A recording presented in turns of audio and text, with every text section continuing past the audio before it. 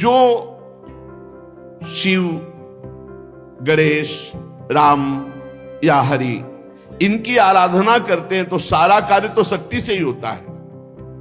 हरि अपनी शक्ति से जीव का कल्याण करते हैं, हरि अपनी शक्ति से सहयोग करते हैं, सारा कार्य शक्ति से होता है। वही शक्ति जब रूप धारण करती तो अभी आपको नाम सुनाए, वही विद्या, वही कला, वही लक्ष्मी, वही काली, वही तारा, वही षोडशी, वही अंबा, वही जगदम्बा, वही शक्ति है, वही तुम में विराजमान है। जो उपासक इस शक्ति का गलत भाव से दर्शन करता है वही प्रगट स्त्रियों के रूप में विराजमान है, वही हमारे अंदर हर शक्ति के रूप में विराज। सब शक्ति छीन हो जाती है, व्यभिचारी पुरुष किसी भी शक्ति को धारण नहीं कर सकता। इसलिए शास्त्र आदेश करता है एक क्षण भी कभी दूषित भाव किसी माता बहन के प्रति मत करो। गृहस्थी में हो तो तुम्हारा जो पाणिक ग्रहण संस्कार हुआ बस उतने में केवल सीमित रहो, धर्म की ये रेखा है उसको पार मत करना। जब बुद्धि भ्रष्ट हो जाती है तो वो तामसिक पूजा प्रारंभ करता है, तामसिक आचार करता है जो सीधे नरक ले जाने वाला है। ये तामसिक आराधना करने वाला तामसिक वस्तुओं के द्वारा जब सेवा करता सोचता है कि मैं बहुत बड़ी उपासना कर रहा हूं, मांस अर्पित करना, मदिरा अर्पित करना, इन गंदी वस्तुओं का, तामसिक वस्तुओं का जगत जननी से, शक्ति से कोई संबंध नहीं है। जहां यह बात आती है शक्ति जागृत सबको करना पड़ता है, मंत्र में शक्ति विराजमान है। तो शास्त्रों का रहस्य है, शास्त्र आदेश करते हैं कि पशु बलि देनी चाहिए। तो यहां पशु कौन है? जो इंद्रियों में पशुता है और जो जनेंद्री में पशुता है, इस पशुता की बलि देने की बात कही गई है। जिह्वा का मुख्य कार्य है पवित्र भोजन करना, पर जो अपनी शक्ति को खोकर मनमानी भोजन करते हैं, जनेंद्री का कार्य है मैथुन करना। जो एक सीमा में न रहकर मनमानी व्यभिचार करते हैं, तंत्र शास्त्र कहता है इसकी बलि, ये पशुता है, इस पशुता की बलि दो कि आज से मैं नियम लेता हूं हे जगदम्बा आपके सामने सात्विक आहार करूंगा, कभी असत आहार नहीं करूंगा। आज से मैं गृहस्थ हूं तो अपनी पत्नी से केवल धर्मानुसार संतान उत्पन्न करने के लिए, अन्यथा मैं आजीवन संयम से रहूंगा। ये बलि देने की बात कही गई है। जो काम की लिप्सा है उसका नाश करो। जो स्वाद की, ये दो इंद्रियां बड़ी प्रबल हैं, जनेंद्री और रसेंद्री। परमार्थ में चलने वाले को अपनी दैवी संपदा जागृत करने के लिए इन दो की बलि देना ही पड़ेगा, जबान के स्वाद की और जनेंद्री के भोग की। इस पशु बलि के अतिरिक्त पराशक्ति को कहीं भी ऐसा नहीं लिखा कि अन्य पशुओं की बलि चढ़ाई जाए। जिह्वा पशु की बलि चढ़ाओ, मतलब जिह्वा काटना नहीं है, जिह्वा की रसेंद्री में सात्विक भोग केवल ले जाना है, रजोगुणी तमोगुणी भोजन नहीं पाना है। और ये जो अज्ञानी जन नहीं जानते हैं, ये भोले भाले पशुओं की बलि करते हैं और सोचते हैं कि मां प्रसन्न हो जाएगी, शक्ति जागृत हो जाएगी। और जो जनेंद्री को संयम में रखता है, समस्त चराचर जगत की जितनी भी स्त्रियां हैं सबको जगदम्बा का स्वरूप मानता है, भगवती की शक्ति उसके अंदर जागृत हो जाती है। विद्या समस्ता तव देवी भेदा स्त्रिया समस्ता सकला जगत्सु। जितनी विद्याएं भेद से सब हे जगदम्बा आप ही हैं, और जितनी माताएं हैं वो सब छोटी बड़ी सब हे जगदम्बा आप ही हैं।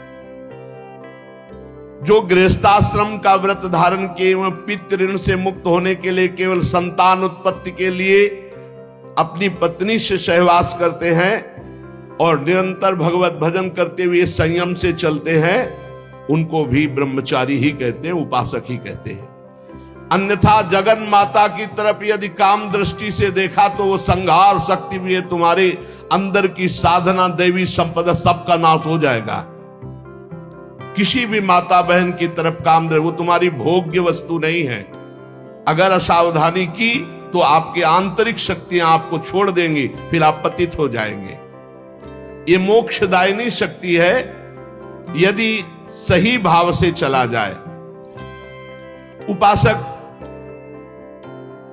इस मार्ग में, भगवत मार्ग में बलिदान जरूर देना होता है, बलि देनी ही होती है। बहुत सावधानी से सुनना, यहां अपने भोग वासना की बलि देनी होती है। जो भोगों में फंसा हुआ है उस वृत्ति की बलि देनी होती है। ये मां के नाम पर मां की ही संतान और उसका गला काट करके, ऐसी बलिदान की कई शास्त्रों में आज्ञा नहीं की गई। मां को हर संतान अपनी उतनी ही प्यारी होती, चाहे वो मूर्ख क्यों ना हो। तो जगन माता, जगदम्बा, दिव्य शक्ति, इनके बिना तो कुछ है ही नहीं। त्याग शक्ति, वैराग्य शक्ति, ज्ञान शक्ति, भक्ति शक्ति, प्रेम शक्ति, यही सब स्वरूपों में प्रकाशित है। जो मूर्ख मां के प्यारे बच्चे की मां के सामने बलि चढ़ाता है, मां उसके धन, जन, बुद्धि, बल, ऐश्वर्य, सत्ता, इस सब का नाश कर देती है। ध्यान देना, ये जो मुर्गा, मुर्गी, बकरा, बकरी माता के सामने चढ़ाते हैं कि हाँ मां प्रसन्न हो जाएगी। दीनहीन दुखी उस पशु को जो कुछ नहीं कर सकता है, तुम मां की कृपा प्राप्त करने के लिए मां के सामने मां के बच्चे को मारकर, मां को वो खून चढ़ाकर तुम जानते हो मां प्रसन्न हो जाएगी। तो स्पष्ट लिखा है, तुम्हारा सारा धन, जन, बुद्धि, बल, ऐश्वर्य, सत्ता, सब का नाश कर देगी वो मां, क्योंकि तुम उसके खिलाफ कार्य कर रहे हो।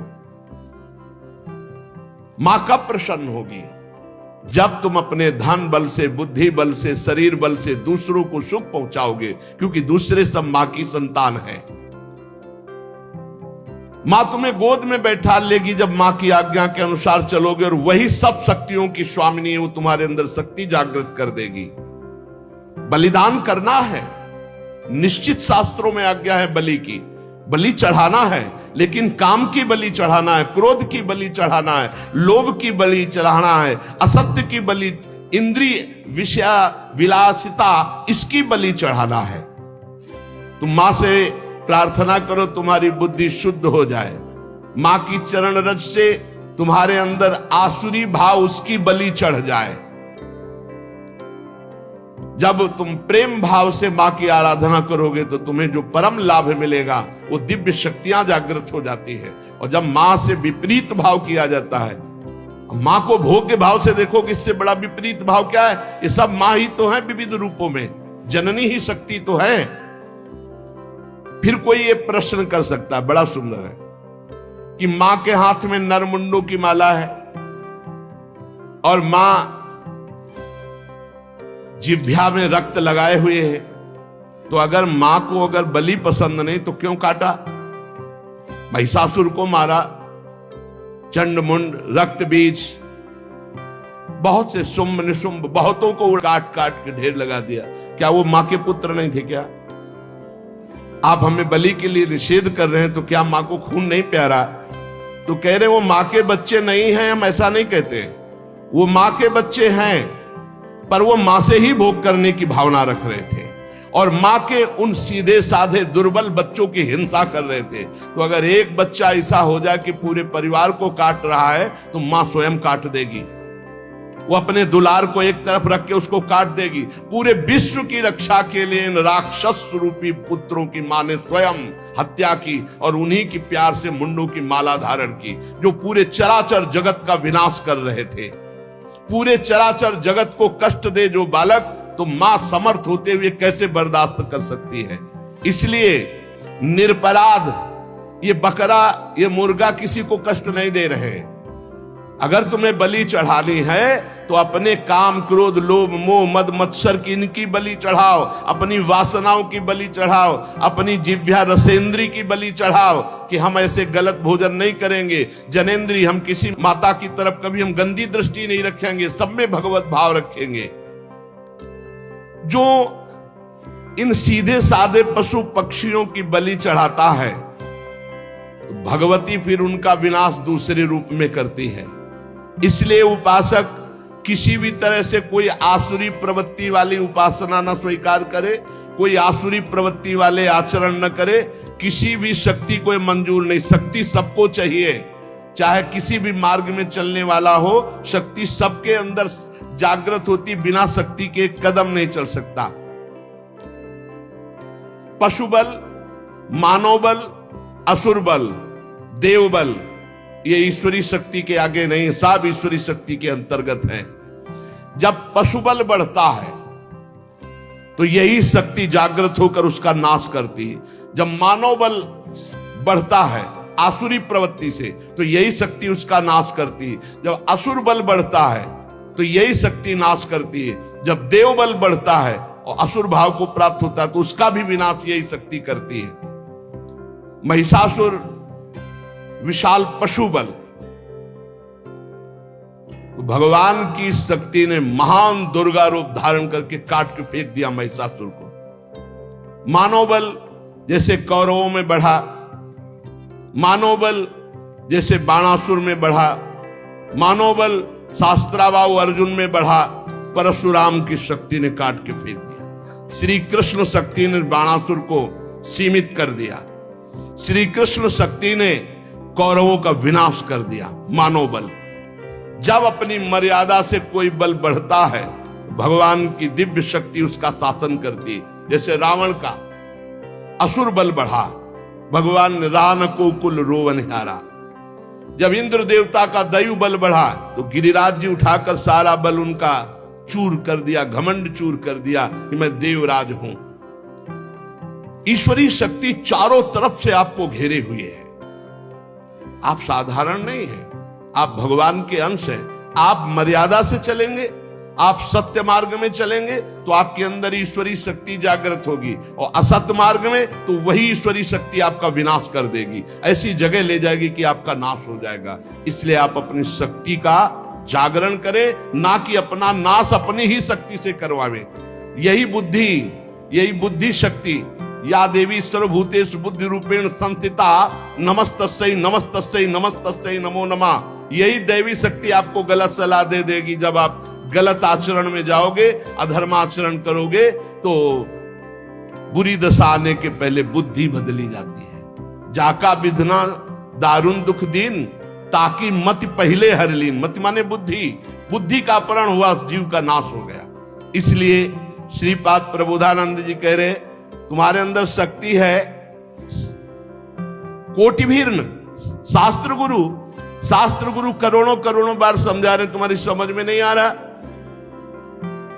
तुम खलु लोक निंदा सतई, 100 बार तुम्हारी निंदा हो रही, ऐसे आचरण करते फिर भी तुम्हारी समझ में नहीं आ रहा। महान दृष्टि भीर नहीं विपत्ति सौखेर नहीं। अब महाविपत्ति आने वाली है, अब क्या करोगे? क्योंकि जो तुमने कर्म किया वो तुम्हें भोगने पड़ेंगे। पूर्व से अभी इसी जीवन में आप अपने जीवन को झांक करके देख लीजिए, आपके जीवन में क्या क्या हुआ है। आप खुद इस बात के गवाही हैं कि अगर वो केस खुल जाएं जो आपके जीवन में हुए हैं तो नरक, जेल, निंदा, इसके सिवा कुछ नहीं है। आज भगवान की कृपा हुई कि सबको ढक करके तुम्हें उत्तम मार्ग में चलाने के लिए भगवान अवसर मिल गया है। अब तो होश में हो जाओ। श्रीपाद कह रहे लेस मात्र कहीं भी सुख नहीं है, यह धर्माचरण तुम्हें महान दुख प्रदान करेंगे। हाय हतभाग्य, फिर भी वो कामांध होकर दूसरी माताओं की तरफ भोग दृष्टि से देख रहा है। मनागपि नोत्सहे हतमनो युवत्या हृतम निरोधभूत मत ईदृशम किम वितासे वृंदाटवी। कैसे वृंदावन तुम्हारा कल्याण कर देगा, कैसे तुम्हारा वृंदावन रक्षा कर देगा यदि वृंदावन में माताओं बहनों के प्रति तुम काम दृष्टि रखोगे। हाय हाय, हजारों बार करोड़ों बार गुरु समझा रहे, शास्त्र समझा रहे, फिर भी तेरी समझ में नहीं आ रहा। और मैं स्वयं कह रहा हूं कि लेस मात्र सुख इसमें नहीं। श्रीपाद कह रहे मैं स्वयं कह रहा हूं कि लेस मात्र इसमें सुख नहीं, फिर भी तू माताओं बहनों की तरफ काम दृष्टि, दोस्त दृष्टि, भोग दृष्टि रख रहा है। कैसे तुम्हें वृंदावन रक्षा करेगा, कैसे तुम्हारे वृंदावन हृदय में प्रेम प्रकाशित करेगा जब बार बार शास्त्राज्ञा और गुरु आज्ञा का उल्लंघन कर रहे हो।